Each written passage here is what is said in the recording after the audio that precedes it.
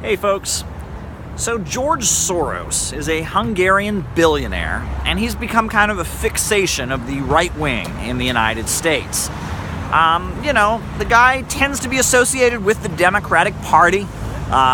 He's associated with a lot of what you might call socially liberal causes. And the right wing in the United States tends to refer to everything that they don't like as communism. So there seems to be this widespread misconception that George Soros is a communist or a Marxist. And if you listen to the far right wing speak, they'll call him, even that lady, she even thinks he's a Marxist or a communist.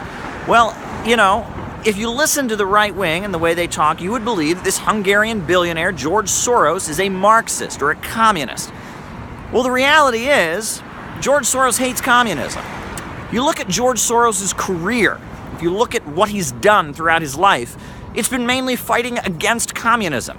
George Soros was a bankroller of the protests against the governments in Eastern Europe that were Marxist-Leninist. In East Germany, in Romania, Czechoslovakia, in Russia, different places in the 1980s, late 80s, George Soros was funding people to protest and eventually work with the CIA to bring down Marxist communist governments.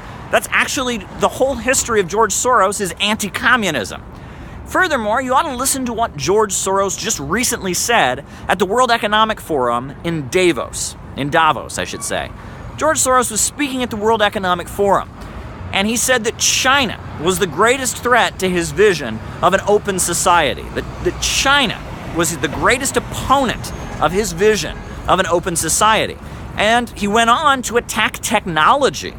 George Soros said that because China is utilizing technology and is promoting artificial intelligence and computers and making advancements in technology, this is helping them to build some kind of totalitarian society.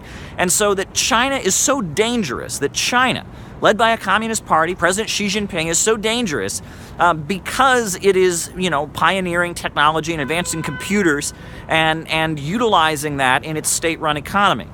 So if you think George Soros is a Marxist or a communist or a socialist, you're just wrong. George Soros is a good friend of capitalism. And a lot of people don't seem to understand that there are a lot of capitalists that are socially liberal, right? That there's a whole history of capitalists who think that capitalism works better when there's a little bit of a welfare state. When there's, efforts to include people of different backgrounds, when there's efforts to empower women, they think that it's better to have a kinder and gentler capitalism so that people don't rise up. And that this division within the ruling class is long-standing, and it tends to be the wealthier capitalists who are more left-wing, right? They see it, hey, we can afford to be taxed more, right? Warren Buffett, the billionaire, he famously said, tax me more. Why does my secretary have a higher tax rate than I do, right? And the richest of the rich, they don't tend to believe all the free market nonsense. They tend to understand that, you need government oversight to try and stabilize the economy. They tend to have more of a Keynesian outlook. They still believe in capitalism. They still hate Marxism and socialism and communism with every bone in their body, but they're thinking long-term about it, and they're thinking more realistically about it. It's the lower levels of the rich, right? Those rags to riches stories, those people that are maybe they're millionaires and billionaires, but they're not part of the club. They're not the entrenched circles of wealth, Rockefellers, Carnegies, and DuPonts. They're not part of that. They're lower level capitalists. Maybe they own a chain of hotels. Maybe they own a fracking company that's competing with the big oil companies. It's the lower levels of capital that tend to be your hard right wing. They want to just completely deregulate everything. They resent the fact that the entrenched circles of power have been able to, get the government on their side, and that they resent the fact that they don't get to write the regulations. They don't have as much influence. They tend to be more libertarian and free market.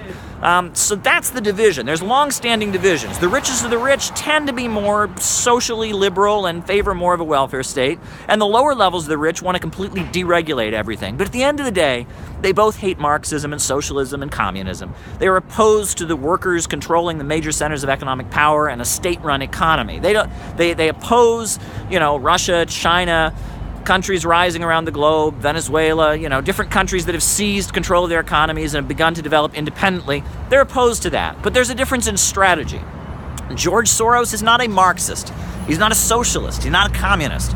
George Soros is a good friend of capitalism. What he did with the color revolutions during the 1980s was a huge boost to capitalism by rolling back the Soviet Union and basically beating down Eastern Europe, bringing the free market in and just gutting Eastern Europe and the former Soviet Union. It was a disaster in the 1990s, a disaster largely brought to you by George Soros, and now he's taking aim at China. George Soros is not a Marxist, and he's not a communist, and the right wing in the USA has no clue what it's talking about.